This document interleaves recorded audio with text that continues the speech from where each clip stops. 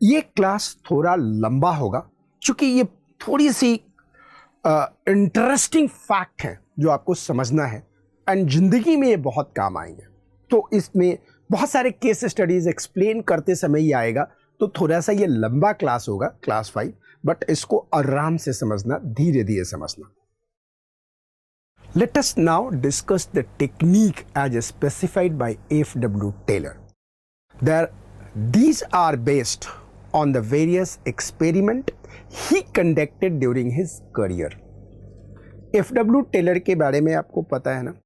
F.W. Taylor एक mechanical engineering थे and apprentice से ज्वाइन करके कंपनी के टॉप लेवल तक गए, राइट, स्टील कंपनी में। तो जो इनका साइंटिफिक मैनेजमेंट सिस्टम है वो वास्तविक रूप में इनके एक्सपेरिमेंट पे, इनके पर्सनल एक्सपेरिमेंट पे डिपेंडेंट है कि इन्होंने खुद किया है। सो technique of scientific management system, ये टेक्निक की बात करता है, ये प्रिंसिपल की बात नहीं करता, ये तरीका की बात करता है कि किस तरह से साइंटिफिक मैनेजमेंट सिस्टम लगाया जा सकता है इंडस्ट्री में।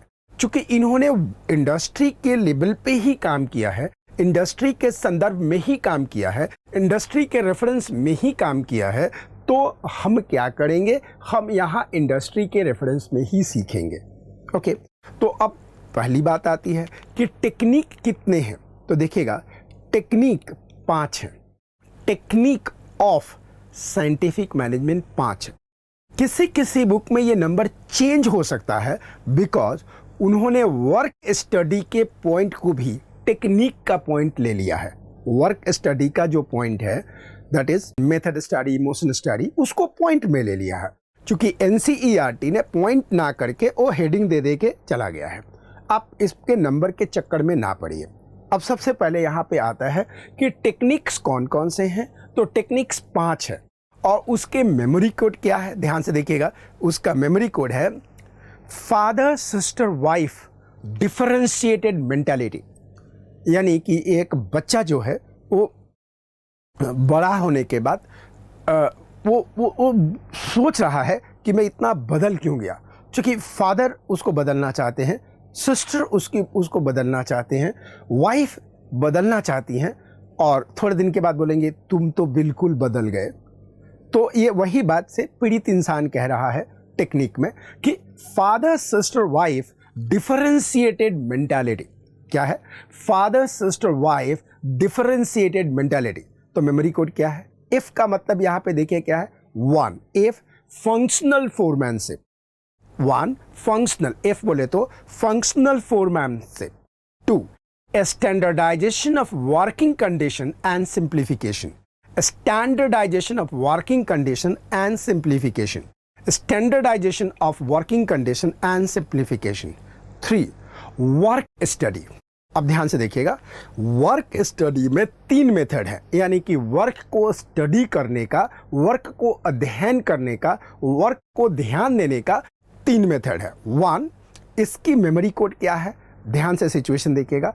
उस बेचारा जिसकी फादर सिस्टर वाइफ ने डिफरेंशिएट कर दिया मेंटालिटी को, अब उसकी ज़िंदगी में वाइफ आ गई।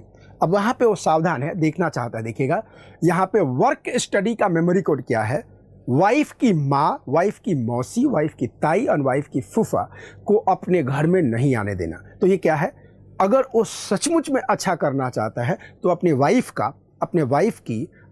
की माँ, मौसी, ताई एंड फूफा का डीप स्टडी करे कि उसके घर में उनका आगमन ना हो। किसका? माँ, मौसी, ताई, फूफा। तो वर्क स्टडी में कितने पॉइंट हैं, ये वर्क स्टडी के कितने तरीके हैं, वर्क स्टडी के कितने पॉइंट हैं, तो 4 हैं। वो क्या है? माँ, मौसी, ताई, फूफा। क्या है? माँ, मौसी, ताई, फूफा। माँ, एम बोले तो method study, 2 motion study, 3 time study and 4 fatigue study. तो आपने देखा, ध्यान से देखिएगा, टेक्निक ऑफ साइंटिफिक मैनेजमेंट में नंबर 1 पे हैं फंक्शनल फोरमैन से फादर, number 2 standardisation of working condition and simplification, number 3 work study, अगर आपके एग्जाम में वर्क स्टडी आ गया तो आपको माँ मौसी ताई फूफा के बारे में लिखना ही पड़ेगा, यानी कि method study, motion study, time study and fatigue study के बारे में लिखना ही पड़ेगा। सो इसीलिए वर्क स्टडी के ये 4 पार्ट है, ध्यान रखिएगा। 4th टेक्निक में आ रहा है differential piece wage system, differential piece wage system. And number 5 is a mental revolution, and number 5 is about mental revolution, correct. So ये 5 जो है आपके पास क्या है, टेक्निक है। आप इसको जैसे नंबरिंग करना चाहें, नंबर के चक्कर में ना पड़िएगा। ये टेक्निक सारे हैं, इस बात की मेरी गारंटी है। अपू ने एकदम जबान देता रहे है, सही है, okay. I am taking this responsibility, I am taking this accountability as a whole, there is no problem at all on this, right. अंग्रेजी है, राइट। तो आपको समझ में आ गया। अब एक बार फिर से देखिएगा, अगर पूरे के पूरे आपको याद करना है टेक्निक, तो आप कैसे याद करेंगे? मेमोरी कोड क्या दिखेगा? Father, sister, wife, differentiated mentality. Wife के अंदर, यानी वाइफ के लिए क्या क्या एनालिसिस करना है? वाइफ की माँ, वाइफ की मौसी, वाइफ की ताई, वाइफ की फूफा, इनकी एंट्री घर में नहीं देना है, इनकी स्टडी अच्छी तरह से करनी है। वर्क स्टडी में आपको ये बात ध्यान रखनी है, राइट। तो अब आपको याद हो गया, बिल्कुल याद हो गया, पॉइंट याद हो गया। अब अगर कहा जाए टेक्निक के बारे में तो आप आराम से लिख सकते हैं। अगर मैं कहूं कि टेक्निक कितने हैं तो ये 5 आराम से लिख सकते हैं। Father, sister, wife, differentiated mentality, 5 point हो गया। वाइफ के अंदर क्या है? माँ मौसी ताई फूफा, माँ मौसी ताई फूफा, इज दैट क्लियर? माँ मौसी ताई फूफा, इज दैट क्लियर? अब हमें क्या करना है, इस 5 को एक एक करके एक्सप्लेन करना है, एक एक करके। So let's find out. जब तक ये कंसेप्ट चलेगा तब तक ये जो 5 पॉइंट है, technique of scientific management, technique of scientific management, ये रहेगा, राइट। अब पहला पॉइंट है फंक्शनल फोरमैनशिप, फंक्शनल फोरमैनशिप। अब क्या है ये बात, फंक्शनल फोरमैनशिप क्या होता है? तो सबसे पहले आप समझिए कि फोरमैनशिप क्या होता है। पहले मैं आपको अच्छी तरह से ये फोरमैनशिप समझाऊंगा, आपके दिमाग में डाल दूंगा, दिमाग खोल के उसमें डाल दूंगा और आंखों में आपका बसा दूंगा।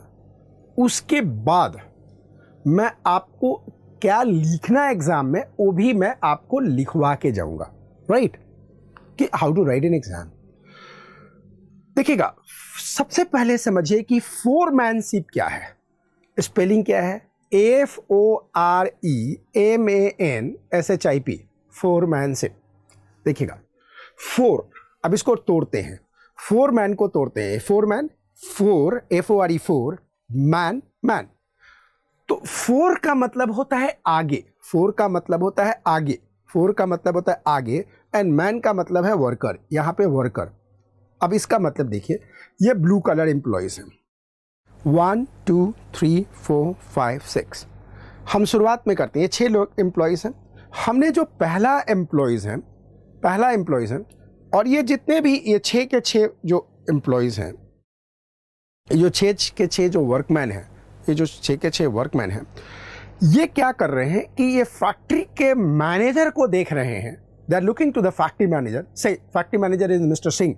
तो मिस्टर सिंह ये फैक्ट्री मैनेजर हैं, तो मिस्टर सिंह को देख रहे हैं कि तुम मुझे कमांड दो, यानी सारे देख रहे हैं कि तुम्हें मुझे कमांड दो, तुम मुझे कमांड दो, तुम मुझे कमांड दो। तो एक दिन फैक्ट्री मैनेजर ने कहा कि ठीक है, तुम लोग कितने लोग हैं, लाइन में खड़े हो जाओ, 1 2 3 4 5 6 से 7 8 8 रख लेते हैं, कोई दिक्कत नहीं है। मिस्टर सिंह ने जो फर्स्ट बंदा है इस वर्कर की कैटेगरी का है, वो फर्स्ट बंदा है, और इसने कहा कि देख, तू बहुत अच्छा आदमी है। ऑफ कोर्स मिस्टर सिंह ने अपना स्टडी किया है, तू बहुत अच्छा आदमी है, तेरे में धैर्य है, तेरे में इंटेलिजेंसी है, तेरे में नॉलेज है, तेरे में काम की पकड़ है, तू वर्क फ्लोर पे काम कर सकता है बहुत बढ़िया से, एक काम कर, आज मैं तेरे को इन जितने 7 लोग बाकी हैं, जो 7 लोग बाकी हैं, 10 ले लेते हैं, कोई बात नहीं, 10 ले लेते हैं। मैं जानबूझ के बढ़ा रहा हूं ताकि आपको दिमाग में लगे कि कुछ हो रहा है, वरना फ्लैट चला जाएगा। तो ये पूरे के पूरे 10 लोग थे। एक आदमी जो पहला आदमी है, से इनका नाम है मिस्टर चौहान। तो मिस्टर सिंह ने मिस्टर चौहान को कहा कि mister Chauhan, in fact you have all ability, you have all qualities to control the people, so what I'm doing, I'm making the in charge of remaining 9 people. I am making you the incharge of the remaining 9 people. तो mister Singh जो factory के manager हैं, mister Singh जो factory के manager हैं, उन्होंने क्या किया, मिस्टर चौहान को, ये जो मिस्टर चौहान है, उनको इंचार्ज बना दिया, रेस्ट ऑफ 9 लोगों को इंचार्ज बना दिया। अब बताओ, अब इनका फेस इस तरह से हो गया।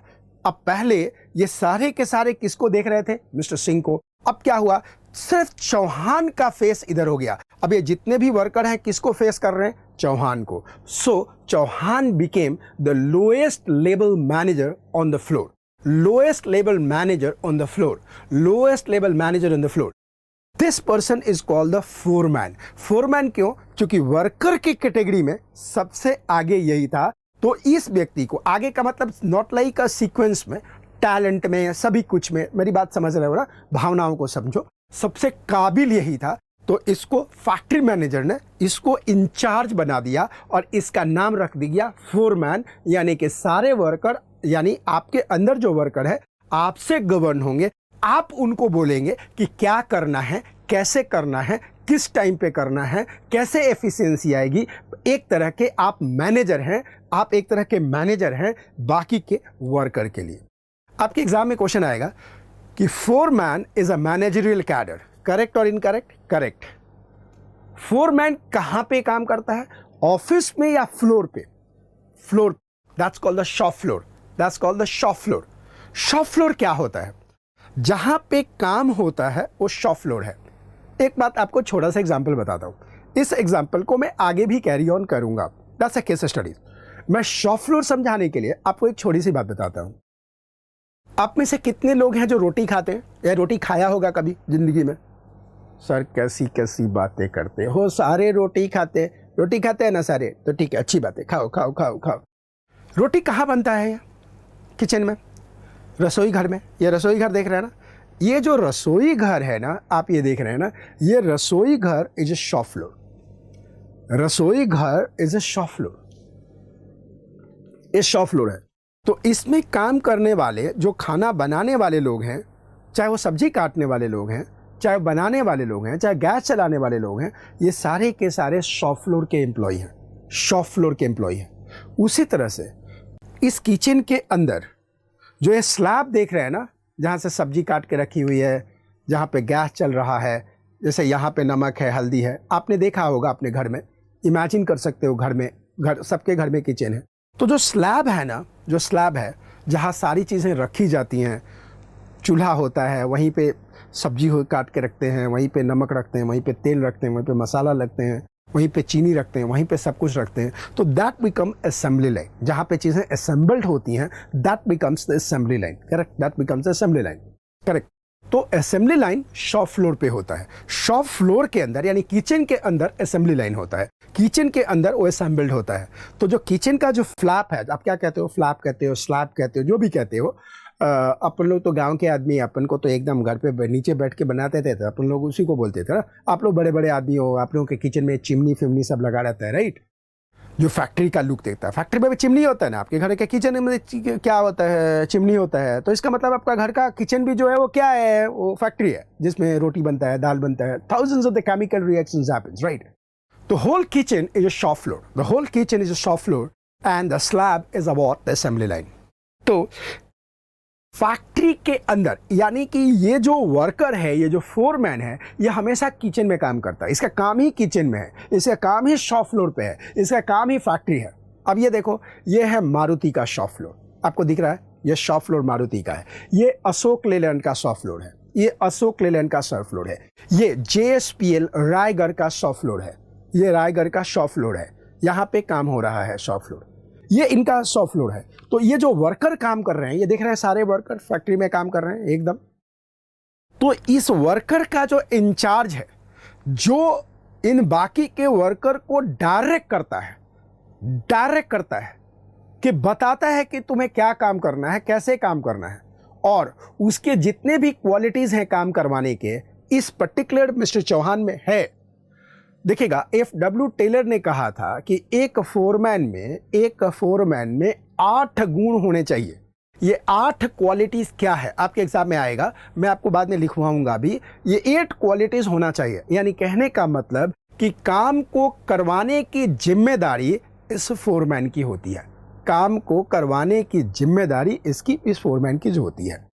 तो देखिएगा, this is called the foremanship. तो foremanship is the lowest level of the managerial cadre, works on the shop floor. अच्छा बताओ, क्या ये वर्कमैन, क्या ये फोरमैन असेंबली लाइन पे काम करता है? नहीं करता है? करता है, क्योंकि असेंबली लाइन कहाँ पे है? शॉप फ्लोर पे है। तो एफडब्ल्यू टेलर कहते हैं जो फर्स्ट मेथड है कि आप अपने कंपनी में फोरमैनशिप को डेवलप करो, यानी कि आपके यहाँ पे वर्कर में से ही वर्कर का इंचार्ज होना चाहिए, वर्कर में से ही वर्कर का इंचार्ज होना चाहिए।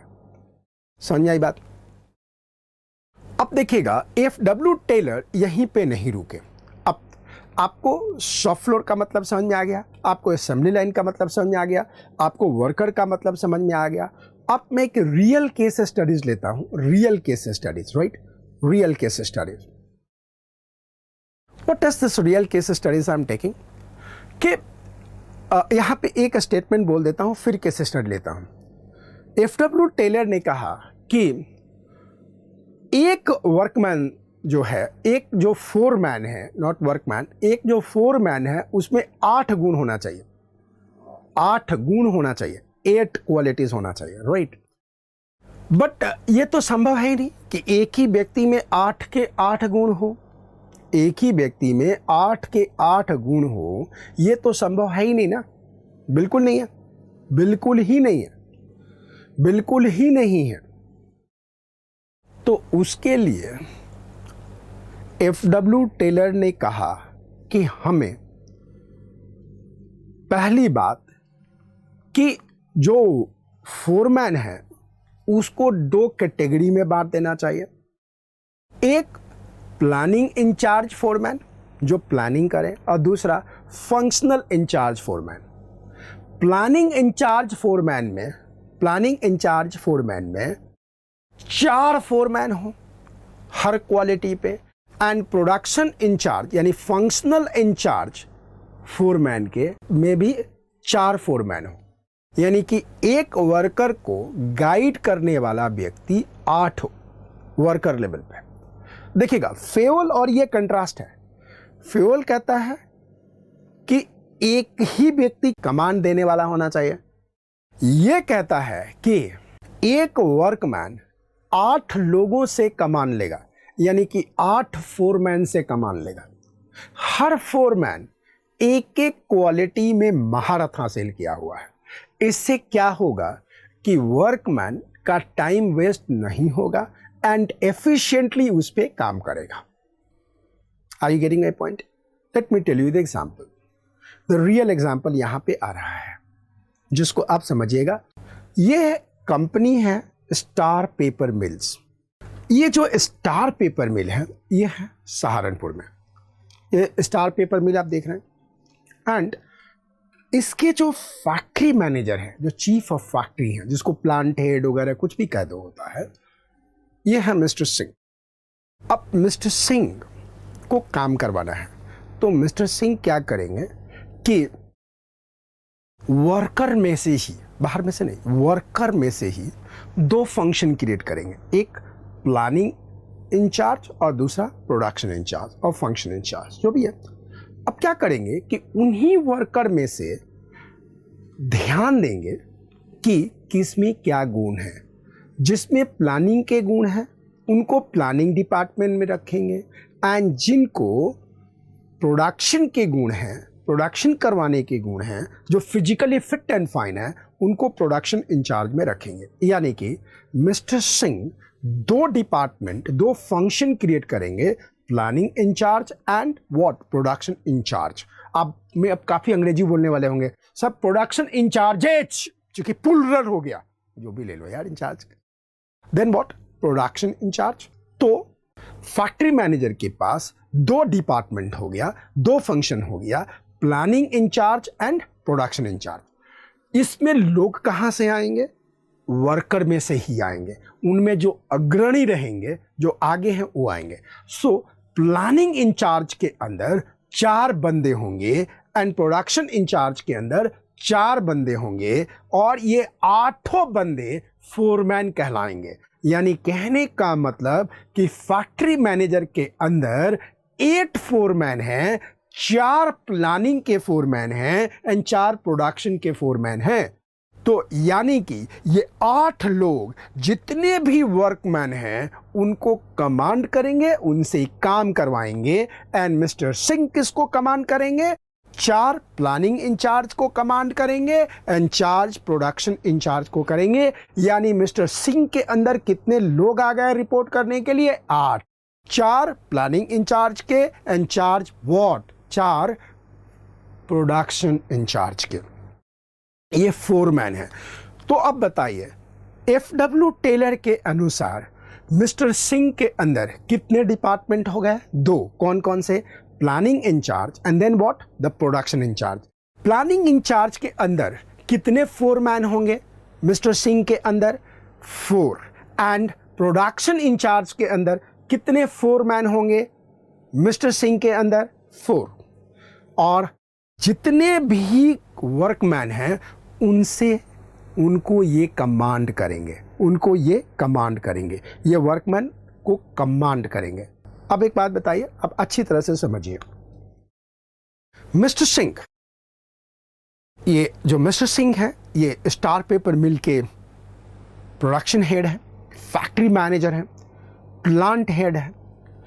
अब इनका फंक्शन क्या है, इनका क्या काम है? आप देखिएगा, इनको ऑफिस में यानी कि फैक्ट्री के अंदर ऑफिस होगा, फैक्ट्री के अंदर ही होगा जहां मशीन चलती हैं, वहीं पर इनका केबिन होगा। कई बार ऐसा जगह देखा जाता है कि बाकी नॉन एसी है बट इनका केबिन एसी है। मिस्टर सिंह के पास आएगा कि कल यानी कि टुमारो, आने वाले कल में, टुमारो हमें से एग्जाम्पल 100 टन पेपर बनाना है, 100 टन्स पेपर बनाना है। क्या बनाना है? 100 टन्स पेपर बनाना है। तो 100 टन्स पेपर बन गया जी। बन कैसे गया? तो भैया क्या करोगे? उसके लिए मिस्टर सिंह को प्लानिंग करना पड़ेगा और उनके लिए मिस्टर सिंह को प्रोडक्शन में पुट ऑन करना पड़ेगा। तो मिस्टर सिंह क्या करेंगे? अपने बोर्ड पे यानी कि अपने केबिन के बोर्ड पे लिखेंगे टुमारो टारगेट 100 टन्स, और फिर एक रफ चीज़ें बनाएंगे 100 टन के लिए। तो 100 टन के बाद कल का टारगेट है, तो ये मीटिंग करेंगे किसके? प्लानिंग इंचार्जेस से एंड प्रोडक्शन इंचार्जेस से। अब ये जो 100 टन बनाने का काम है ये इन दोनों इंचार्जेस का काम है, प्लानिंग इंचार्जेस का काम है, प्रोडक्शन इंचार्जेस का काम है। मेरी बात समझ रहे हो आप? अब क्या होगा इसमें?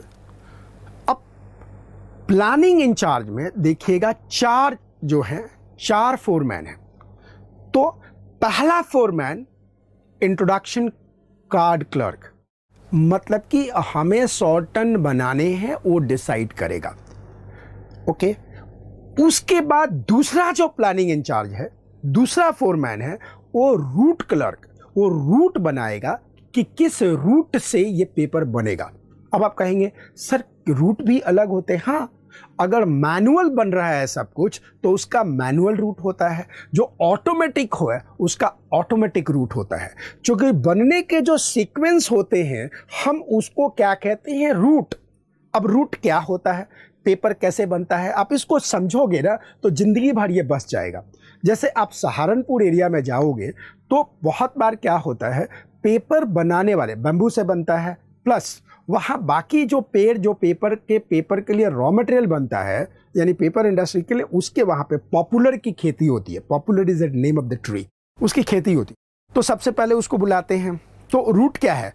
उसको लाना यानी पॉपुलर के ट्री को लाना या बैम्बू को लाना, उसको फिर काटना, छोटे छोटे छोटे छोटे उसकी गुड़ी बनाना। फिर जैसे जैसे तेल बनता है, जैसे कुपी होती है तेल बनने वाला, आटा बनने वाला, ये आपने देखा होगा ना गांव में, पुक पुक पुक पुक पुक पुक पुक पुक, उसमें वो डलता है आटे वाले में, राइट? ऐसे होता है। फिर उसमें वो डलता है, डलने के बाद उसकी क्रशिंग होती है, क्रशिंग के बाद उसमें जाले जाले हो जाते हैं। तभी क्या होता है, जब आप पेपर पे जब लिखते हो तो पानी गिर जाता है, उसमें जाला जाला दिखता है, right? Net net net net दिखता है। फिर वो क्या होता है, उसकी वॉशिंग होती है, क्लीनिंग होती है, फिर उसको वायर लगा के उसकी प्रोसेसिंग होती है, उसमें फिर उसके बाद हीटिंग होती है, रैपरिंग होती है, बहुत सारे प्रोसेसेस हैं। तो ये काम कौन डिसाइड करेगा? रूट क्लर्क की। अब देखिएगा, अब वो पेपर जब शुरुआत में बनता है, जो शुरुआत में पेपर बनता है तो वो बेसिकली नेचुरल कलर में होता है। जब आप जिल्द लगाते हो ना कॉपी पे, किताब पे, जब नई क्लास में आते हो तो उसमें वो यूज होता है। Are you getting my point? उसमें वो यूज होता है, करेक्ट। तो आप देखते हो ये कलर वाइट कैसे हो जाता है, उसकी ब्लीचिंग होती है, उसकी ब्लीचिंग होती है। तो ये सारे रूट्स हैं, ये सारे रूट्स हैं, this all are the routes, this all are the routes. तो ये जो रूट क्लर्क है ये रूट बनाएगा, यानी ये प्लानिंग इंचार्ज में 4 फोरमैन है। पहला इंस्ट्रक्शन कार्ड क्लर्क कि हाँ हमें 100 टन बनाना है, साहब ने कहा है 100 टन कल बनाने हैं तो 100 टन बनाने हैं। अब ये 100 टन के आने के बाद ये जो है डिसीजन मेकिंग शिफ्ट हो जाता है। फिर रूटीन क्लर्क वो ये बताता है कि इस रूट पे जाके हम बना सकते हैं। फिर ये सारी प्लानिंग का पार्ट है, ये जो है ना सारा प्लानिंग का पार्ट है। Then time and cost clerk वो बताता है कि आज के संदर्भ में टाइम कितना लगेगा, कॉस्ट कितना लगेगा, क्योंकि मशीन के हालात को देखता है। ये शॉप फ्लोर के एम्प्लॉय हैं, ये शॉप फ्लोर पे काम करते हैं, ये शॉप फ्लोर की हालात को देखते हैं। तो क्या हर बार एस्टिमेशन होता है? बिल्कुल हर बार एस्टिमेशन होता है कि कॉस्ट क्या होगा। तो ये होगा आपके पास time and cost clerk. And then disciplinarian, disciplinarian का मतलब कि इसकी जिम्मेदारी होगी कि डिसिप्लिन को कैसे मेंटेन किया जाए। तो मिस्टर सिंह के पास प्लानिंग इंचार्ज के अंदर ये 4 फोरमैन हैं। चारों फोरमैन का काम, एक का है इंस्ट्रक्शन कॉस्ट कार्ड, दूसरा है रूटीन क्लर्क, तीसरा है टाइम एंड कॉस्ट क्लर्क, डिसिप्लिनरियन यानी कि डिसिप्लिन कैसे मेंटेन किया जाए ये होगा। अब सारा चीज होने के बाद अब ये फ्लोर पे चला गया, रूट पे चला गया, सब कुछ चला गया। अब इसके बाद प्रोडक्शन इंचार्ज में एक जो फोरमैन है वो देखेगा, वो है स्पीड बॉस। स्पीड बॉस ये बताता है कि कब तक काम होगा। अब बोलेंगे सर स्टार्ट कब होगा? यस, स्टार्ट करने की भी जिम्मेदारी स्पीड बॉस की है। स्पीड बॉस, इसका नाम ही है स्पीड बॉस। इसका काम ही है एकदम को जल्दी, वो बोलते रहे मूवी आती है ना, भागते रहो भागते रहो। ये जो स्पीड बॉस है सबको, ओए तूने क्या कर दिया, तूने स्पीड नहीं किया है, तू डिले हो गया, तू 5 मिनट डिले है, तू 2 मिनट डिले है, तू 4 मिनट डिले है, तू 5 मिनट डिले है, राइट। ये स्पीड बॉस। अभी एक टीवी से एक सीरीज आई थी लाइक फैमिली मैन 2। तो अगर आपने उसमें देखा होगा कि ये देख लीजिए, आप ये सीन देख रहे हैं, आप ये फोटो देख रहे हैं, तो ये जो यंग बॉस है ना मनोज वाजपेयी को बार बार कह रहे हैं, so talking a personal talk, so you are not working, you are not doing, don't settle yourself with a less. ये बड़ा बड़ा डायलॉग मारते हैं ना, ये स्पीड बॉस का काम है। ये स्पीड बॉस है, इसका काम है कि फ्लोर एरिया पे काम करवाए, स्पीड बॉस कराए, टाइम वेस्टेज ना हो। तो काम स्टार्ट कब होगा 100 टन के लिए एंड फिनिश कब होगा, ये स्पीड बॉस का काम है। तो this is the work of the speed boss. When the work will be started and when the work will be finished, this is the work of the speed boss. ये speed boss का काम है, right. उसके बाद है gang boss. अब gang का नाम सुन के तो लगता है एकदम अंडरवर्ल्ड गैंग, समथिंग गैंग वाला वाला ना, गैंग बॉस नहीं। देखिएगा, जब आप IIM में जाएंगे, MBA करेंगे या CA करेंगे या ICWA करेंगे, तो आपको ये जो गैंग वेरिएंस निकालने को बहुत मिलेगा। ये बहुत बहुत इंपॉर्टेंट टर्म्स है प्रोडक्शन में, ध्यान रखिएगा। तो देखिएगा, ये जो गैंग बॉस है, गैंग बॉस मशीन को ठीक रखता है। यानी कि जैसे ही रूट फाइनल हो गया और जैसे ही स्पीड का ऑलरेडी प्लानिंग हो गया है, सब प्लानिंग हो जाएगा बढ़िया से, वैसे ही जब आएगा तो पूरा का पूरा जो मशीन है, जो काम करने का टूल्स है, वो एकदम रेडी रहेगा। ये नहीं कि सारे चार्ज होके मशीन पे आए, अब मशीन खराब है, AC खराब है, हीट बहुत हो रहा है, तो चुपचाप जाके बाहर टाइम वेस्ट कर रहे हैं, ऐसे नहीं होगा।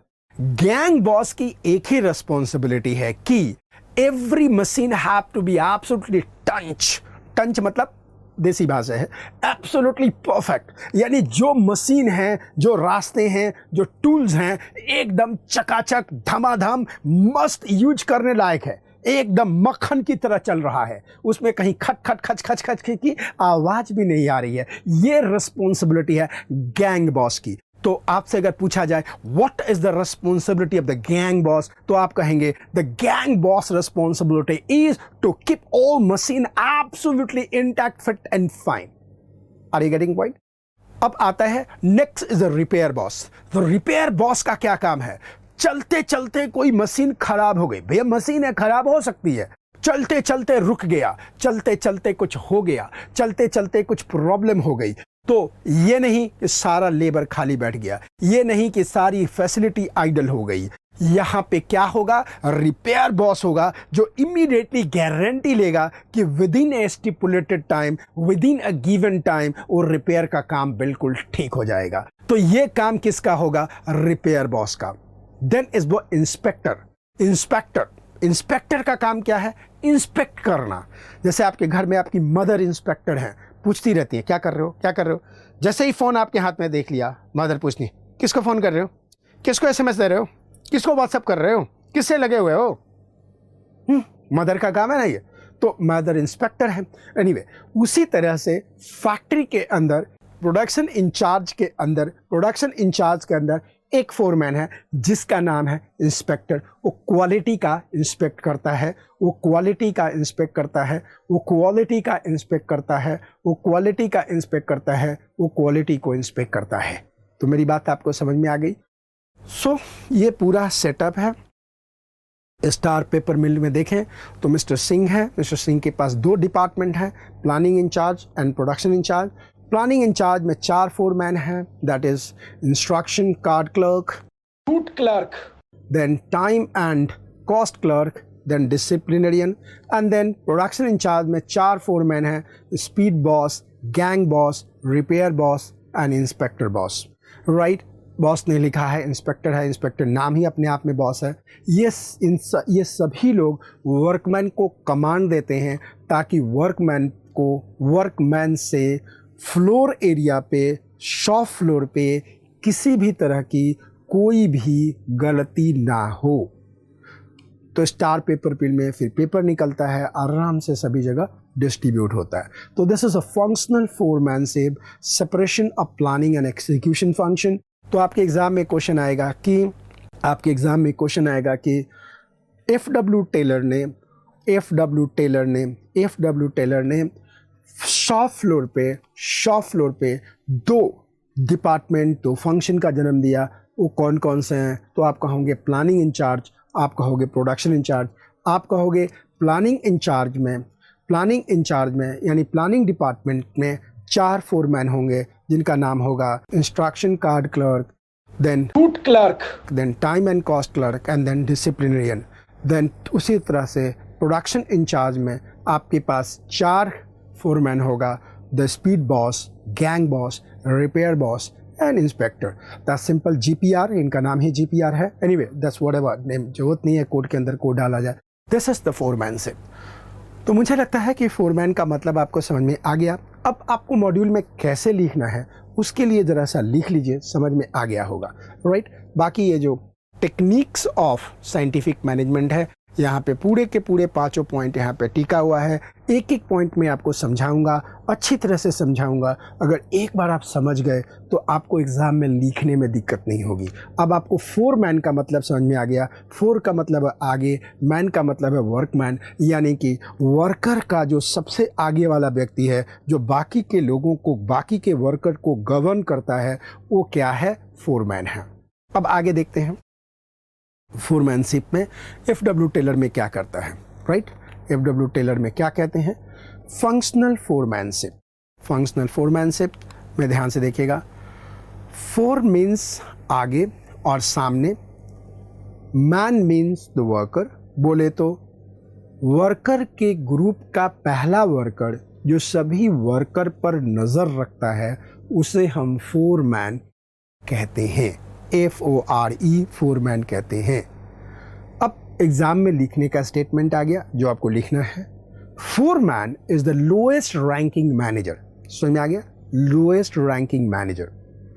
ये आपको पता होगा, corporate level, divisional level, then functional level, ये लोएस्ट लेवल है। Foreman is the lowest ranking manager in the factory system. The foreman represents the managerial figure with whom the workers are in face-to-face contact on the daily basis। आपने first graphic में देखा होगा कि किस तरह से पहला वर्कर का फेस जब इधर हुआ तो बाकी सारे वर्कर का फेस फोरमैन के पास चला गया। आपके एग्जाम में क्वेश्चन आएगा कि foreman deals face to face with the worker, correct और incorrect? Answer is correct.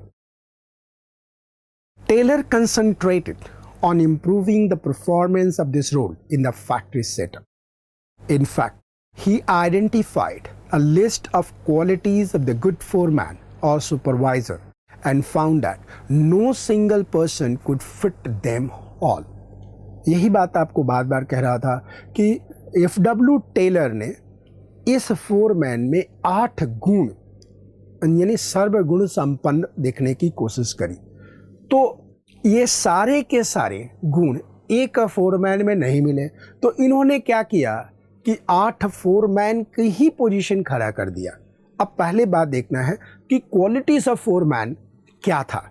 What were the qualities of the foreman जो F.W. टेलर ने डिसाइड किया था। सो क्वालिटीज ऑफ द फोरमैन, ध्यान से, foreman should have following quality. Intelligence, वो तेज होना चाहिए दिमाग से, यानी कि हवा के झोंकों से समझ में आ जानी चाहिए कि हमारी कंपनी में हमारे वर्कर के बीच में चल क्या रहा है। उड़ती हुई चिड़िया से समझ जाना चाहिए कि वो चिड़िया उड़ किस दिशा में रही है। इंटेलिजेंस। दूसरा जो गुण है इसमें, टैक्ट। देखिएगा, हर वर्ड पे केस स्टडीज आ सकता है, हर वर्ड पे। टैक्ट, टैक्ट का मतलब चतुराई। उसमें चतुर कितना है, यानी उसको चतुर होना भी जरूरी है। वो बहुत सीधा नहीं चाहिए, एक थप्पड़ गाल पे मारा दूसरा मार दे, नहीं, उसको टैक्टफुल चाहिए। मतलब महाराणा प्रताप वाले गुण चाहिए उसमें, चेतक वाला गुण चाहिए। देन आता है ग्रिट। ग्रिट का मतलब पेशेंस, धैर्य होना चाहिए। यानी कि अगर आपके एग्जाम में सेपरेट क्वेश्चन भी आ सकता है कि what are the qualities of the foreman as per F.W. Taylor, तो आप कहेंगे there must be 8 qualities in the foreman as per F.W. Taylor. ये कौन कौन से हैं? पहला क्या है देखिएगा, इंटेलिजेंस। दूसरा क्या है, टैक्ट। तीसरा क्या है, ग्रिट। ग्रिट का मतलब धैर्य। चौथा क्या है, जजमेंट, यानी कि निर्णय लेने का पावर होना चाहिए, इमीडिएटली इंस्टेंट निर्णय ले सके, डिसीजन ले सके। जजमेंट बोले तो डिसीजन, बट चूंकि टेलर साहब ने जजमेंट बोला है तो हम भी जजमेंट बोलते हैं। बट आप लोगों में से कई लोग जजमेंट को गलत वर्ड लेते हैं अपने लेवल पे, लेकिन जजमेंट अगर गलत वर्ड होता तो जज साहब नहीं होते। जज साहब डिसीजन लेते हैं, जिस तरह से कोर्ट में जज साहब डिसीजन लेते हैं उसी तरह से फ्लोर पे फोरमैन साहब को डिसीजन लेना है। एजुकेशन। 6 क्या है, स्पेशल नॉलेज। जिस डोमेन के हैं उनके स्पेशल नॉलेज होना चाहिए। एंड 7वां क्या है, मैनुअल डेक्स्टरिटी। मैनुअल डेक्स्टरिटी का मतलब होता है कि मैनुअली काम को करने में निपुणता। डेक्स्टरिटी का मतलब निपुणता, निपुणता का मतलब सक्षम, निपुणता का मतलब कि एफिशिएंट, निपुणता का मतलब कि उसको काम करना अच्छी तरह से आता है। जैसे आप लोगों में से कई लोगों को अपने घर में बहाना बनाने में डेक्स्टरिटी प्राप्त है, एक्सक्यूज बनाने में निपुणता प्राप्त है। इतना शानदार एक्सक्यूज बनाते हैं कि कई बार रो पड़ती हैं, माता जी मेरे बच्चे के साथ इतना प्रॉब्लम हो गया, मुझे तो पता ही नहीं था। तो उस समय थोड़ा आपको गिल्ट भी होता है, मतलब ठीक है चलता है, आप ऐसे कहते हो, तो इसको कहते हैं निपुणता। 8वां क्या है, energy, honesty and good health. Energy, honesty and good health, यानी कि एक फोरमैन में ये 8 गुण होना चाहिए। This all 8 qualities has to be in one foreman. Is it possible कि एक फोरमैन जो वर्कर क्लास का है वो सुपर इंटेलिजेंट है, वो टैक्टफुल है, वो ग्रिट है उसके पास, यानी कि धैर्य रखता है, उसमें निर्णय है डिसीजन लेने का, जजमेंट भी है, वो स्पेशल नॉलेज है उसके पास, एकदम मेंटल डेक्स्टरिटी है, निपुण है, उसमें एनर्जी कूट कूट के भरा हुआ है, बहुत ईमानदार है, और हेल्थ वाइज तो एकदम सुमो पहलवान है। मतलब सुमो पहलवान, आई एम नॉट टॉकिंग, मतलब वेरी हेल्दी है, राइट। इतने गुण हो सकते हैं क्या? नहीं हो सकते। तो इसीलिए क्या किया, हर गुणी व्यक्ति को उसने क्या किया कि सेपरेट 2 डिपार्टमेंट में बांध दिया। That is what, planning incharge, and दूसरा what, production incharge. For example बोलता हूँ, जिसमें एनर्जी है, जिसमें हेल्थी है, जो फिजिकली बहुत स्ट्रांग है, उसको क्या करो तुम, प्रोडक्शन इंचार्ज बना दो, वो प्रोडक्शन इंचार्ज का काम करेगा। तो कहने का मतलब उन्होंने इस बेसिस पे दिया। तो आपके एग्जाम में क्वेश्चन आ सकता है कि व्हाट आर द क्वालिटीज, या how many qualities are seen or absorbed or directed by the F.W. Taylor, तो आप कहेंगे 8। ये 8 क्वालिटीज़ हैं आप देख रहे हैं। अब ध्यान से देखिएगा। अब चूंकि वही बात आपको मैं कह रहा हूँ, चूंकि समझा तो ऑलरेडी चुका हूँ, बट आगे इसलिए ले रखा हूँ कि आपके दिल में बस जाए और आप एग्जैक्ट वर्ड सीख सकें जो आपको एग्जाम में लिखना है। 8 स्पेशलिस्ट रिकमेंडेशन, ध्यान से, since all these qualities could not be found in a single person, so Taylor proposed 8 specialists. Each specialist is to be assigned work according to his or her qualities. यानी कि 8 specialist होंगे, यानी कि एक factory manager के अंदर कितने foreman होंगे? 8 होंगे। ईच में एक गुण होना चाहिए। अब ये जो 8 होंगे स्पेशलिस्ट, वो 2 फंक्शन में बटे हुए हैं। इसके लिए किस तरह से F.W. टेलर करते हैं आप इसको देखिएगा। Separate planning and execution function. Taylor advocated separate of planning and execution function, यानी अलग अलग करो। This concept was extended to the lowest level of the shop floor, और जब ये हुआ तो शॉप फ्लोर पे मैनेजर बैठ गया।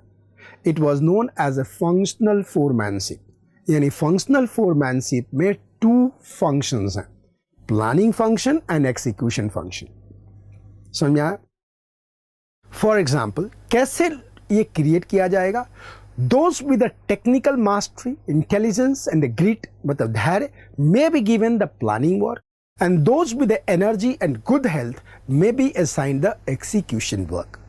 यानी 8 क्वालिटी के बेसिस पे डिपार्टमेंट बनाया जाएगा, planning and execution. Are you getting my point? मैं ऑलरेडी बता चुका हूं, बट फिर भी आपको बोलते हुए जा रहा हूं। 4 personal under the planning incharge कौन होगा?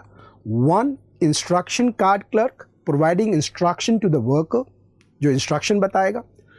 2 route clerk, determining the route to be allowed in the production, रास्ता क्या होगा। 3 time and cost clerk, time and cost clerk fixes the time for the starting and completing the work and prepare the cost sheet for the each job. Then disciplinary, he is responsible to maintain discipline among the workers. ये planning वाले हैं सारे। अब next में आइए, 4 personal under execution in charge. ध्यान से देखिएगा, एक्सिक्यूशन में कितने होंगे? 4 personal under the personal in charge। 1 speed boss, he is responsible for timely completion of the job. 2 gang boss, he is responsible for keeping machine and tools ready for the work. 3rd repair boss, he is responsible to keep machine and tools in the proper working. 4 inspector, he is responsible to maintain the quality of the work.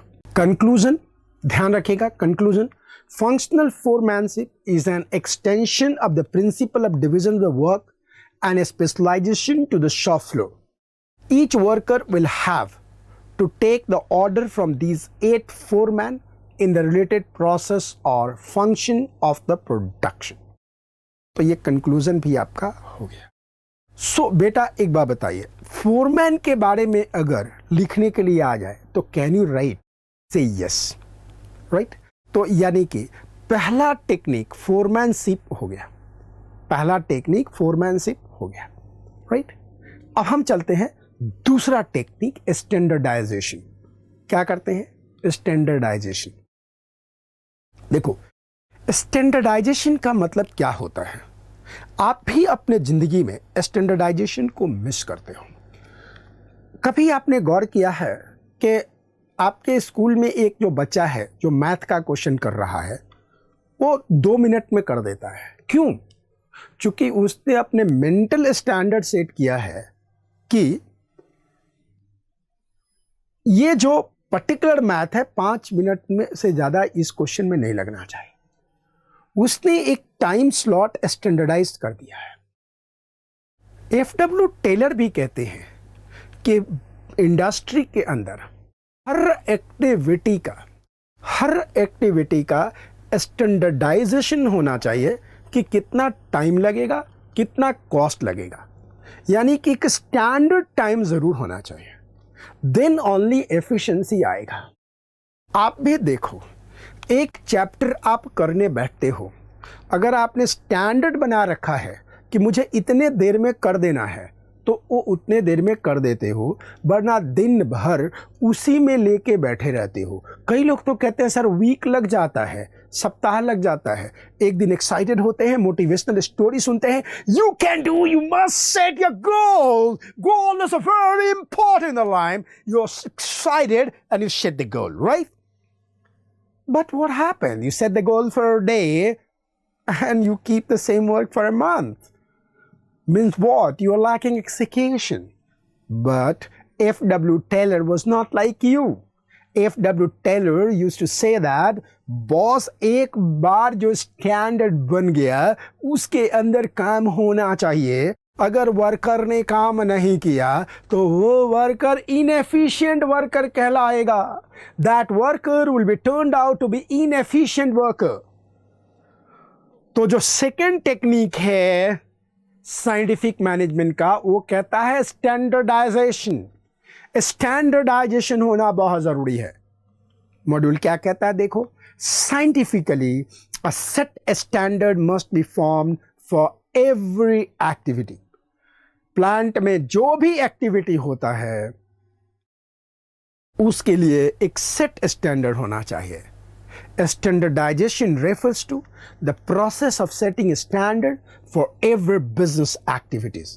It can be a standardization of the process, it can be a standardization of the raw material, it can be a standardization of the time, it can be a standardization of the product to be produced, it can be a standardization for the setup time of the machinery to run, it can be a standardization for the method of the machinery working, और it can be the standardization of the condition of the working, कि किस condition में रहेगा। Taylor was an ardent का मतलब hardcore supporter of the standardization. Taylor कहते थे कि पहले डिसाइड कर लो कि ये कितने देर में होगा एंड फिर काम के करो, तभी आपको एफिशिएंसी आएगी। According to him, the scientific method should be used to analyze method of the production prevalent under the rule of thumb. These standards are the bench which must be adhered to during the production. The objective of standardization are to reduce a given line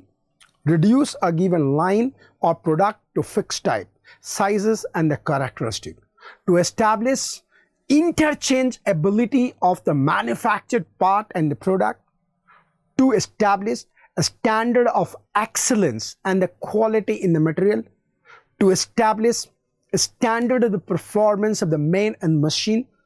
जब standard होगा तो अच्छा output देंगे। This can be done through the work study technique. Work study technique आपको मैं पढ़ाऊंगा, I will be telling you just right after this. उसके बाद वर्क टेक्निक ही आएगा, वर्क स्टडी ही आएगा, आपको पढ़ाऊंगा।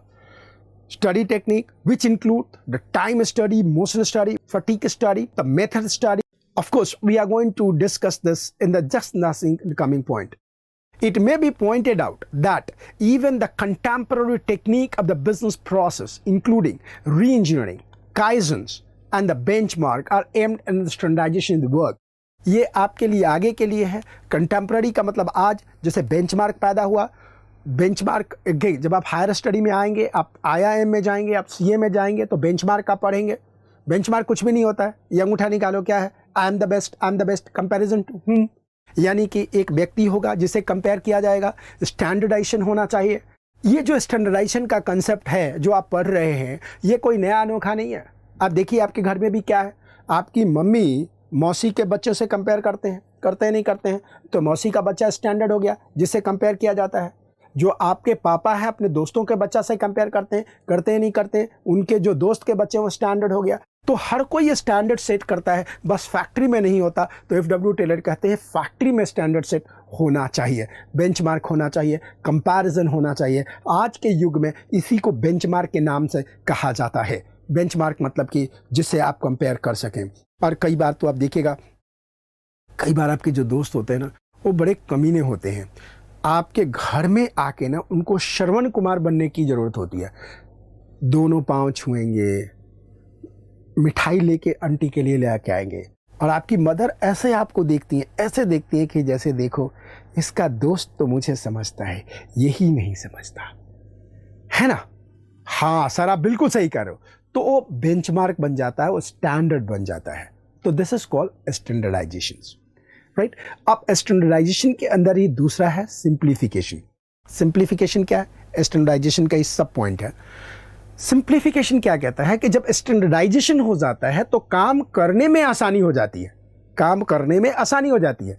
देखिएगा, simplification aims at eliminating superficial varieties, यानी कि ऊपर ऊपर से मत देखो, don't look the size dimension, superficial varieties, size and dimension, while a standardization employs devising the new varieties, नया वैरायटी क्रिएट करता है, नया स्टैंडर्ड सेट करता है, नया लेसर टाइम की सेट करता है, new varieties instead of the existing ones. Simplification aims at eliminating unnecessary diversity of the product. Simplification कहता है अननेसेसरी प्रोडक्ट को कॉम्प्लिकेट मत करो, हटाओ उसको, एलिमिनेट करो। It results in saving of the cost of the labour, machine and tools. It employs the reduced inventories, fuller utilization of equipment and increasing turnover. जब simple होता है तो चीजें बनती हैं, जो बनाते हैं वही बनाते हैं और बेस्ट तरीका से बनाते हैं। Most large companies like Nokia, Toyota and Microsoft etc. have successfully implemented standardization and simplification. This is evident from their large share in their respective market. वो कहते हैं मुझे सब कुछ नहीं करना, लेकिन कुछ करना है, उसमें सारी मार्केट हमारी पास होना चाहिए। This is called the simplification, right? तो आपने अभी तक कितने किए हैं? आपने फादर कर लिया और आपने क्या कर लिया? सिस्टर कर लिया, स्टैंडर्डाइजेशन एंड सिंप्लीफिकेशन कर लिया। अब वाइफ की बारी आती है, यानी वर्क स्टडी। ध्यान से देखिएगा, वर्क स्टडी के 4 पार्ट होते हैं। आराम से वर्क स्टडी को समझिएगा, वाइफ को समझिएगा। हाल आप बहुत यंग हैं, आप वाइफ को नहीं समझ सकते, तो सिंपल पॉइंट है, आपको वर्क स्टडी देखना है। तो वर्क स्टडी में आपके पास 4 चीजें, यानी वाइफ की माँ, मौसी, ताई, फूफा। इसको ध्यान रखना है, माँ, मौसी, ताई, फूफा, माँ, मौसी, ताई, फूफा, माँ, मौसी, ताई, फूफा, माँ, मौसी, ताई, फूफा, माँ, मौसी, ताई, फूफा, माँ, मौसी, ताई, फूफा। Method study, motion study, time study and fatigue study, ये 4 स्टडी आप देख रहे हैं ना। ध्यान से देखना, इसको अच्छी तरह से देखना। ये पहले देखो, एक एग्जाम्पल से समझते हैं, फिर हम आपको बताते चलेंगे। मैंने आपको याद बताया था कि फैक्ट्री क्या है। आपके घर में किचन है ना, फैक्ट्री है। ये है किचन, ठीक है। अब आप किचन में, आप मान लो खिचड़ी बना रहे हो। क्या बना रहे हो आप? खिचड़ी बना रहे हो। खिचड़ी में पता क्या कैसे बनता है? अब सबसे पहले आता है मेथड स्टडी। मेथड स्टडी में है कि आप खिचड़ी कैसे बनाते हो। अब कई लोग बोलेंगे सर खिचड़ी बनाने के तो तरीके एक ही होते हैं। ऐसा नहीं होता है। अब क्या होता है? स्टूडेंट खिचड़ी। स्टूडेंट खिचड़ी क्या है? उसी में दाल डालेंगे, उसी में सब्जी डालेंगे, उसी में आलू डालेंगे, उसी में गोभी डालेंगे, उसी में दाल डालेंगे, उसी में चावल डाल देंगे, उसी में घी डाल देंगे और चढ़ा देंगे। 3 सीटी का इंतजार करेंगे, यूं खोल के निकालेंगे और हवा निकल गई, गैस निकल गई, और 4-5 थाली में सारे रख देंगे। एक को थाली नहीं मिला तो कुकर में ही खाना शुरू कर देंगे, है ना। वो है स्टूडेंट मेथड। अब दूसरे और भी मेथड हो सकता है, सिर्फ दाल पकाओ, उसके बाद चावल पकाओ, या उसको दोनों को पकाओ, फिर उसको तड़का मारो, तड़का अलग से उसके ग्रेवी बनाओ, टमाटर छिलो, ये सब छिलो, ऐसा होता है ना। तो सबसे पहला है कि किसी भी ऑर्गेनाइजेशन में मेथड स्टडी करना है कि जो हम काम कर रहे हैं उस काम करने का मारी तरीका क्या है। इसको कहते हैं मेथड स्टडी।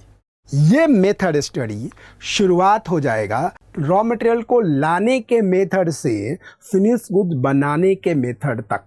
ये है मेथड स्टडी, यानी काम करने के तरीके को पहले डिसाइड करो कि काम होता कैसे है। That is called method study. This is called the method study. काम करने का तरीका, वर्क स्टडी का पहला पॉइंट है मेथड स्टडी। वर्क स्टडी का पहला पॉइंट है मेथड स्टडी। वर्क स्टडी का पहला पॉइंट है method study. Second, motion study. Motion study का मतलब क्या होता है? मोशन स्टडी का मतलब होता है कि मूवमेंट को मेजर करना, मूवमेंट को मेजर करना। अब जैसे मोशन स्टडी सिंपल सा सवाल है। अब एक छोटी सी आपको मैं बता देता हूं, छोटी सी बात बता देता हूं। कभी आपके घर में दाल आपने चढ़ा दिया, खिचड़ी आपने चढ़ा दिया और उसमें डालने के लिए हल्दी नहीं है, उसी समय किसी व्यक्ति को दुकान पे भेजेंगे क्या कि जाके हल्दी लेके आ? और जब वो हल्दी लेके आएगा तो क्या बेस्ट प्रोडक्ट निकलेगा क्या? तब तक या तो जल गया होगा खिचड़ी, या वो बंद हो गया होगा, या ऊपर से डालोगे, या जुगाड़ू काम करना। तो इसको कहते हैं मोशन स्टडी। सही वक्त पे मूवमेंट करी गई या नहीं करी गई। अब मान लो कि आप अपने घर हो और कहते हो मम्मी आज मुझे ब्रेड एंड दूध दे दो। मम्मी कहती हैं दूध तो है लेकिन ब्रेड नहीं है, जाके लेके आ। होगा क्या? नहीं। यानी कि प्री रिक्विजिट मूवमेंट क्या है, यानी कि सही टाइम पे ऑर्डर प्लेस हुआ नहीं हुआ, मूवमेंट हुई नहीं हुई, प्रोक्योरमेंट हुआ या नहीं हुआ। मोशन यानी कि मूवमेंट हुई नहीं हुई, उसको वहाँ पे प्रोक्योर किया गया नहीं किया गया, उसको लोड किया गया नहीं किया गया, उसको अनस्टोर किया गया नहीं किया गया। ये सारी जो मूवमेंट है, अगर मान लो कि शॉप फ्लोर पे चाहिए तो जैसे ही ऑर्डर हुआ वो आया या नहीं हुआ, इसको कहते हैं मोशन स्टडी। यानी जितनी तरह की मोशन होते हैं। अब आप कहेंगे कि सर इसका मतलब सिर्फ रॉ मटेरियल में मोशन को देखना, नहीं, लेबर पे भी मोशन है। अगर आपको लेबर अभी चाहिए तो आपको इमीडिएटली मिलेगा या नहीं मिलेगा? इमीडिएटली लेबर फोर्स आपको मिल रहा है नहीं मिल रहा है? लेबर फोर्स आपको मिल रहा है नहीं हो रहा है? ये आपको ध्यान देना है। This is your work, what you have to do. तो लेबर यहाँ की मैं फटीग स्टडी में आपको ये बात बताऊंगा। इस बात का भी मोशन का ध्यान रखा जाता है कि मशीन के सेटअप में जो शॉप फ्लोर है उससे कितने दूरी पे वॉशरूम है। यानी कि अगर कोई व्यक्ति वॉशरूम जाता है तो उसके जाने आने में, टाइम स्टडी में हम पढ़ेंगे, उसके उस मूवमेंट में कितना टाइम का वेस्टेज है। अब आप में से कई बोलेंगे सर करने का भी टाइम है। बोला बिल्कुल टाइम है। अगर आप स्टैंडर्डाइजेशन करते हैं तो वो भी टाइम लगेंगे। अगर वो सुसु करने जा रहा है तो ये भी देखना है कि वो सुसु करने में कितना टाइम लगा रहा है। यस, अगर आपके ऑफिस में एक व्यक्ति है सुसु के नाम में दिन भर वॉशरूम में बैठा रहता है तो वो अपना टाइम तो वेस्ट करता ही करता है। जितने लोग वहाँ वॉशरूम में लाइन लगा देते हैं बाद में, उसका भी टाइम वेस्ट होता है। क्या सर इसकी भी प्लानिंग होती है? बिल्कुल होती है। तभी तो स्टैंडर्ड पैदा होता है, तभी तो स्टैंडर्ड पैदा होता है। बिल्कुल इसकी प्लानिंग होती है, बिल्कुल प्लानिंग होती है। भाई साहब क्या बात कर रहे हो? This is a motion study. और क्या रियलिटी में होती है? बिल्कुल रियलिटी में होती है, बिल्कुल होती है। सो आपको मेथड स्टडी, तरीका, motion study, movement, time study. Time कितना लगता है, यानी एक बार आप ऑर्डर देते हो तो प्रोक्योरमेंट में कितना टाइम लगता है, वहां से उठा के लोडिंग में कितना टाइम लगता है, रनिंग टाइम कितना लगता है, स्टोरिंग टाइम कितना लगता है, स्टोर से प्लांट में भेजने में कितना टाइम लगता है, WIP में कितना टाइम लगता है, फिनिश गुड में कितना टाइम लगता है, लेबर कितना टाइम लगाता है। जैसे ही लेबर के लिए हमने ऑर्डर दिया, रिक्वायरमेंट बोली, तो लेबर कितने देर में आया। This is a time study. Then fatigue study. Fatigue study क्या होता है कि जो लेबर काम करता है, काम करते करते थकता है क्या? मशीन तो है नहीं, मशीन भी थकता है तो वो भी थकेगा। उसका थकने का डर क्या है? कई लेबर ऐसे होते हैं दिन भर थके होते हैं, वो थकेले होते हैं, वो थके नहीं होते, वो थकेले होते हैं, वो हमेशा थके रहेंगे। और कई लेबर ऐसे होते हैं हमेशा हंसते हंसते रहते हैं, राइट। तो आपको ये ध्यान रखना है कि फटीग यानी थकने का डर क्या है। डर नहीं, दर रेट क्या है, वो कब थकता है। जैसे लगातार काम करते करते थक जाता है तो वो उसको क्या करना चाहिए, शायद यही सी फटीग इज अ रीजन। तो क्या होता है, जैसे ही ऑफिस आते हो व्यवस्था होता है कि चाय मिलेगा, राइट। वो चाय बड़ा देसी होता है और सच बताऊं तो वो देसी चाय बड़ा मजा आता है। When I was in a first job तो I joined as a very in the finance guy in the finance, and very soon I came very close to the chairman. And then my position was changed as a strategic advisor to him. Very young in his group like this is. तो जब मैं बिल्कुल worker class में था, मतलब नीचे के level पे था, तो चाय का रूटीन बना हुआ था, लाइक कि आपको 11 बजे चाय मिलेगा, वो भी पूरा का पूरा वो प्लेट भर के लाता था, प्लेट क्या वो ट्रे भर के लाता था, सबको ठक ठक ठक ठक डाल के सबको डालते डालते चला जाता था। तो जब मैं चेयरमैन साहब के कैबिन में बैठने लगा तो मेरे को वो चाय मिलने लगी जिसमें वो दूध अलग है, जिसमें वो चीनी का क्यूब आता है ना वो अलग है, वो चमची से उठा के डाल रहे हैं। मेरे को मज़ा नहीं आता था उस चाय में, मेरे को मज़ा आता था वो स्ट्रे वाला चाय में जो खट खट खट करके लगा था, वो मज़ा आता था। ये तो पूरा दूध है, जितना दूध आपको डालना है डालो, जितना चीनी आपको डालना डालो, कोई बात नहीं। तो मैं जो चाय देने वाला पीएन था ना वो बस्ती राम, तो मैं बस्ती राम को बोला था, भाई देख ये चाय तो मेरे को थोड़ा दियो और किसी भी तरह से मुझे वो वाला चाय थोड़ा ला के दे दे। मेरा कहने का मतलब है कि ये फटीक स्टडी के लिए ही था कि आपको 10 बजे के बाद आपको चाय देना, वो तो बातें ऐसे ही बोल दिया कि ऐसा है, क्योंकि बट वो स्टडी के लिए ही था, फटीक स्टडी यानी थकने का स्टडी। 12 बजे चाय दे दो, फिर 4 बजे सोने का लगे तो चाय दे दो। बट अगर कोई व्यक्ति 10-10 मिनट में उठ रहा है या 5-5 मिनट में उठ रहा है, आधा घंटा में वो थक रहा है, तो वो थकेला है, उसको कंपनी से धकेला दे देना चाहिए। वो थकेले को क्या करना चाहिए? धकेला दे देना चाहिए। ये कौन कहता है? ये कौन कहता है? ये कहता है F.W. टेलर। थकेले को धकेला करने का है, राइट। 10-10 मिनट 20-20 मिनट में काम नहीं करता है, वो उठ जाता है अपने चेयर से, वो कहता है कि नहीं मैं प्रोडक्शन नहीं कर पाऊंगा, तो वो धकेला है, वो थकेला है, उसको धकेला देना चाहिए। मेरी बात समझ रहे हैं आप? तो मेरा कहने का मतलब यहाँ पे एक सिंपल आता है, फैटिक स्टडी करनी चाहिए कि क्यों थकता है। अगर वो थकता है तो उसको घर रहे तो एटलीस्ट ऑफिस की एफिशिएंसी स्टैंडर्डाइजेशन पूरा हो जाएगा, वरना स्टैंडर्ड खराब करके वो रख देगा। तो यानी कहने का मतलब कि ये आप देख रहे हैं थर्ड टेक्निक है, and that is called the work study. And work study में 4 मेथड है। पहला क्या है आपको अच्छी तरह से है, मा, मौसी, ताई एंड फूफा। That is method study, motion study, time study and fatigue study. तो ये आपको समझ में तो आ गया, लेकिन एग्जाम में आप माँ, मौसी, ये खिचड़ी वगैरह तो लिख के नहीं आएंगे। तो एग्जाम में लिखने के लिए कंटेंट क्या होगा आपके साथ मैं शायद करता हूँ, ध्यान से देखिएगा। तो as a very simple point एक को देखते हैं। Method study, the main objective of the method study is to find out the best way of doing the job. आपके एग्जाम में 2 नंबर का क्वेश्चन आता है, what is the objective of the method study. तो आप बोलेंगे objective of the method study is to what, to get the best way of doing job. Motion study, the objective of the motion study is to eliminate unnecessary and the wasteful motion so that it takes less time to complete the job efficiently. आपको काफ़ी अच्छी तरह explain किया हो गया है। Time, the main objective of the time study is to determine the standard time required to perform a job. Fatigue study, the objective of the fatigue study is to maintain the efficiency level of the workers by determining the amount and the frequency, underline कीजिएगा, amount and frequency of the rest interval in completing a task.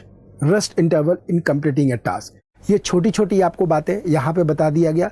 अब मैं detail में आपको फिर लेके आता हूँ, फिर से देखिएगा। ये ऑब्जेक्टिव की बातें इसलिए किया क्योंकि एग्जाम में सीधा क्वेश्चन आता है मेथड स्टडी। ध्यान से रखिएगा। The objective of method study is to find out the one best way of doing the job. There are various methods of doing the job. To determine the best way, there are several parameters, right from the procurement of the raw material till the final product is delivered to the customer. Every activity is a part of the method study. हर चीज production से लेके procurement से लेके distribution तक। Taylor devised the concept of assembly line.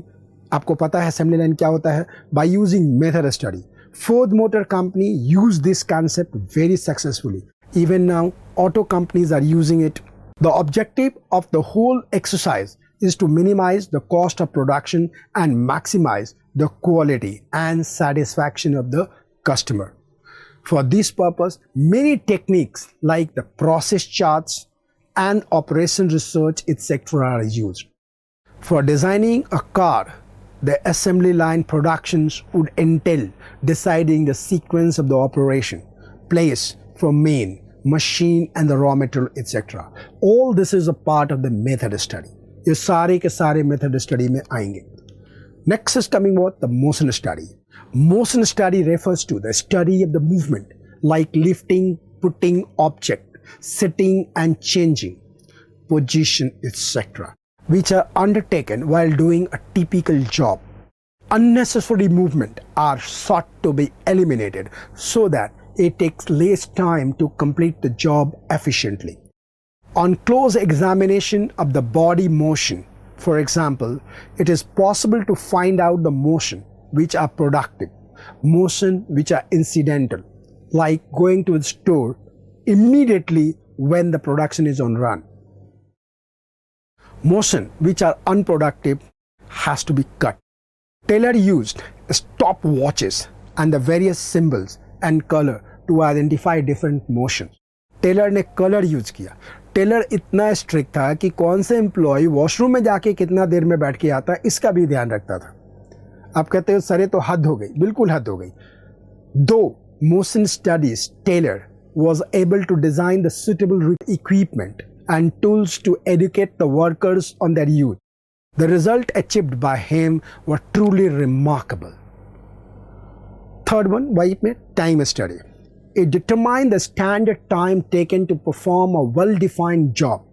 Time measuring devices are used to each element of the task.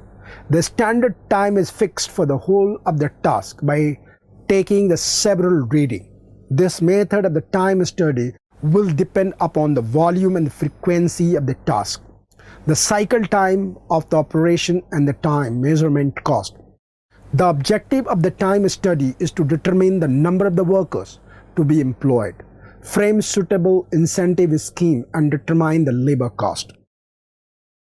For example, on the basis of the several observations, it is determined that standard time taken by the workers to make a one card box is a 20 time. ये timing का है कि अगर ये decide किया गया कि standard time एक कार्ड बॉक्स को बनाने में 20 मिनट लगता है, तो एक घंटे में कितने मिनट होते हैं? 60. तो 60 डिवाइड बाई 20, एक घंटे में कितने हो गया भाई साहब? कितने हो गया? 3. यानी एक घंटा में 3 आउटपुट. अब 8 घंटे का शिफ्ट है टेलर के अनुसार, तो 8 घंटे के शिफ्ट में 1 घंटा फटिक टाइम के लिए चला गया उसको ठीक करने में, तो बच गया कितना? 7 घंटा. तो 7 आवर्स का प्रोडक्ट मिलना चाहिए, तो 7 × 3 21 कार्ड बॉक्स. अगर 21 कार्ड बॉक्स से कम मिला तो वो लेबर इनएफिशिएंट है, 21 मिला तो एफिशिएंट है, 21 से ज़्यादा हो गया तो वो सुपर एफिशिएंट है. ये कैटेगरी है जो इसको ध्यान दिया गया है. Right now this is the standard work what the worker has to do. 4. Fatigue study.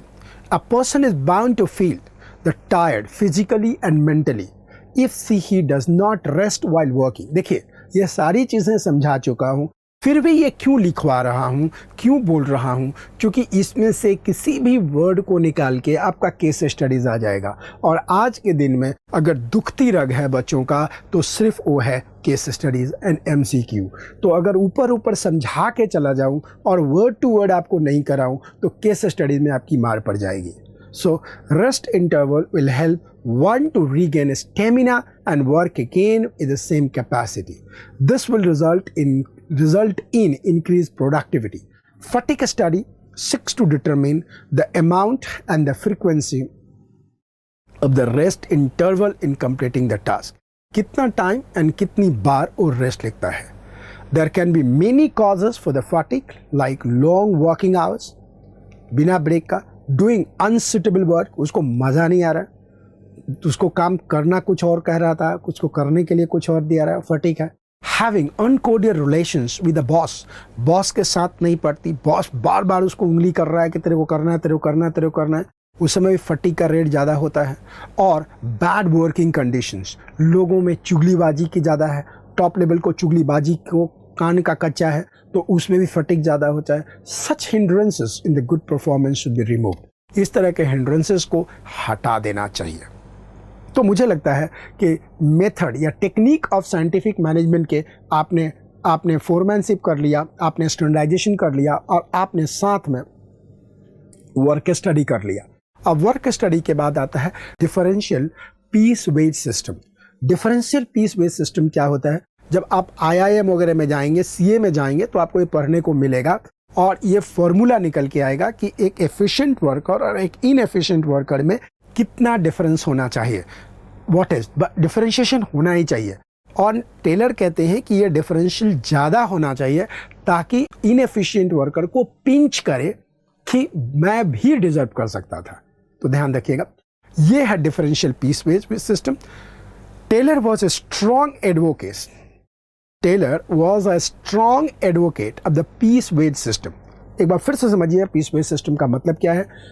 Piece based system का मतलब होता है कि पर यूनिट ऑफ आउटपुट पेमेंट होगा, per unit of output payment होगा, per unit of output payment होगा। That's right. जैसे मान लिया जाए कि कार्ड बॉक्स का एग्जांपल लीजिए, एक व्यक्ति ने 8 घंटे में 21 किया, देन पर पीस उसका रेट ₹1.5 हुआ। लेकिन अगर एक व्यक्ति ने 21 के जगह 17 किया, 17 किया, देन पर पीस रेट उसका ₹1 हुआ। यानी कि जिसने 21 किया कार्ड बॉक्स का प्रोडक्शन, 21 इंटू 1.5 उसको पेमेंट मिलेगा, एंड जिस व्यक्ति ने सिर्फ 17 किया उसको 17 इंटू 1 मिलेगा, तो उसको एफिशिएंसी का रेट मिलता है, तो वो एक्साइटेड होगा, उसको लगेगा कि मैं एफिशिएंट हूं। ये है piece wage system, differential piece wage system. यानी एफिशिएंट वर्कर का पर पीस रेट अलग होना चाहिए, इनएफिशिएंट वर्कर का पर पीस रेट अलग होना चाहिए। ठीक है। Taylor was a strong advocate of the piece based system. He wanted to differentiate between efficient and inefficient worker. The standard time and other parameters should be determined on the basis of the work study discussed above. तो मैंने already आपको बता दिया. The worker can then be classified as efficient or inefficient on the basis of these standards. He wanted to reward efficient workers, so he introduced different rate of wage payment for those who performed above standard and those who performed below standard. मेरी बात समझ आई? Below standard. ये था different piece wage system. मुझे लगता है कि आपको ये बात समझ में आ गई हो. तो कितने टेक्निक हो गए बेटे? 4 तो हो गए. आखिरी बचा है मेंटल रिवॉल्यूशन. मेंटल रिवॉल्यूशन क्या होता है कि वर्कर, मैनेजर एंड ऑनर आपस में उनका मन से मन, तार से तार, दिल से दिल मिला होना चाहिए. यानी वर्कर को कभी ये नहीं समझना चाहिए कि टॉप लेवल एक्सप्लॉइट करता है, एंड टॉप लेवल को ये हार्मनी होना चाहिए दिल में कि ये हमारे फैमिली के पार्ट है, इनके लिए मुझे करना है. राइट. सी, मैं हमेशा बात कहता हूँ और ये बड़े सारे इंडस्ट्रियलिस्ट बात कहे गए हैं कि आपस में ना समर्पण की भावना होना चाहिए एक दूसरे को. So mental revolution involves a change in the attitude of the worker and the management toward the one another from competition to cooperation. That's a mental revolution. में इस लाइन को अंडरलाइन कीजिएगा, कंपटीशन टू कोऑपरेशन. मतलब क्या हुआ competition to cooperation का मतलब ये हुआ कि आपस में उनको लड़ाई झगड़ा नहीं करनी, आपस में सौहार्द रखनी है. Now both should realize that they required one another. उनको एक दूसरे की जरूरत है. Both should aim to increase the size of the surplus. उनको चाहिए कि अपनी लाइन बड़ा करें, ना कि आपस में लड़ें. This would eliminate the need for any agitation. वो धरना, एग्रेशन, स्ट्राइक की जरूरत नहीं पड़ेगी. Management should share the part of surplus with the workers. अगर कंपनी बहुत प्रॉफिट कमाती है तो मैनेजमेंट को वर्कर के साथ शेयर करना चाहिए. इसीलिए दिवाली में बोनस की चीज़ों की प्रचलन हुआ. Workers should also contribute their might. Worker को अपनी शक्ति कंपनी में लगा देनी चाहिए. This attitude will be good for both of them. दोनों के लिए अच्छा है, and also for the company की हेल्थ बहुत अच्छी होगी. In long run only workers well-being will ensure the prosperity of the company. Owner को समझना चाहिए कि वर्कर का well-being ही कंपनी की प्रॉस्पेरिटी को ध्यान रखेगा. ये सारे जो चीज़ लिखना है आपके पास यहाँ आ गया. 5 जो टेक्निक्स हैं आप यहाँ पे देख लिए. बाकी के एक्सप्लेनेशन चले गए। ये जो 5 टेक्निक्स हैं, that is what father sister wife differentiated mentality. Father sister wife differentiated mentality. Wife के अंदर आप देख रहे हैं वाइफ की माँ, मौसी, ताई, फूफा, ये आप देख लिए। अब एक काम करते हैं हम लोग ना, let's do the examination question. Question number 1, state the objective of A time study. 214 में आया है, 210 में आया है, 2008 में आया, कई बार आया। टाइम स्टडी का ऑब्जेक्टिव क्या है? ताकि वेस्टेज ऑफ टाइम को हटाया जा सके। आंसर क्या लिखेंगे? The main objective of time study is to determine the standard time required to perform a job and eliminate wastage of time. ये आपको देखिए, आप अपने नोट्स में देखिए, पुराने चीजों में देखिए, क्या हमने आपको बढ़ाया है या एक्जैक्टली एज इट इज पढ़ाया है। Question number 2, what is determined by the fatigue study. 2014 में आया है, 10 में आया है, 8 में आया है, कई बार आया है। अब इसका क्या है? What is the objective? The objective of the fatigue study is to maintain the efficiency level of the worker by determining the amount and the frequency of the rest interval in completing a task. कि rest का interval क्या होगा? Simple आपको यही बात पढ़ाई गई है ना। देखो एक काम करते हैं, ये क्वेश्चन आपके पास यहां पे आ रहा है। Question number 3, what is the objective of the method study as technique of scientific management. Delhi 2014 में आया है। ये क्वेश्चन दूसरे तरीका से पूछा जा सकता है, what is the main objective of the method of study. All India 2008 में आया, बाद में भी आया है। The main objective of method study is to find out the best way of doing the job. Question number 4, state the objective of the motion study. All India exam में आया हुआ है। इसका क्या है, ध्यान से देखिएगा। क्वेश्चन है, what is the objective of the motion study. The objective of the motion study is to eliminate unnecessary and the wasteful motion so that it takes less time to complete the job efficiently. देखिएगा, next question है question number 5. Which technique of the tailor differentiates between an efficient workers and inefficient workers? Last वाला differential. Differential piece wage system differentiates between an efficient worker and an inefficient workers. That's very simple. Question number 6. Which revolution involves a change in the attitude of the worker and the management toward one another from competition to cooperation? HOTS Delhi में आया हुआ है, कई बार exam में question है। Last वाला देखो, mentality, that's called mental revolution. Next question है, what did Taylor want to communicate through mental revolution. इसका भी सेम आंसर है। Mental revolution involves a change in the attitude of the worker and the management toward one another from competition to the cooperation. Next question है, why do Taylor's technique of scientific management not applicable to all types of organization? Industrial setup में है, industrial में लगेगा तो इसका reservation है। Taylor's technique of scientific management are not applicable to all type of the organization because they are more specific in nature industry setup में and should be applied only in the specific condition industry setup में। Next question है, discuss the following technique of scientific work study। यानी आपको work study के बारे में लिखना है तो आपको वही लिखना है, माँ, मौसी, ताई एंड फूफा। राइट, अब कुछ केस स्टडीज देखते हैं। Let's have a case study.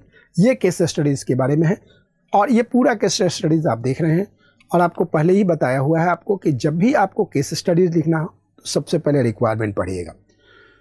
नीचे देखिए रिक्वायरमेंट लिखा है, देखिएगा, what step would you suggest to ensure that the actual performance is in accordance with the performance as per the time and motion study. Time and motion study पे बोल रहा है, आराम से पढ़ते हैं। D&D Limited company is a large manufacturing unit.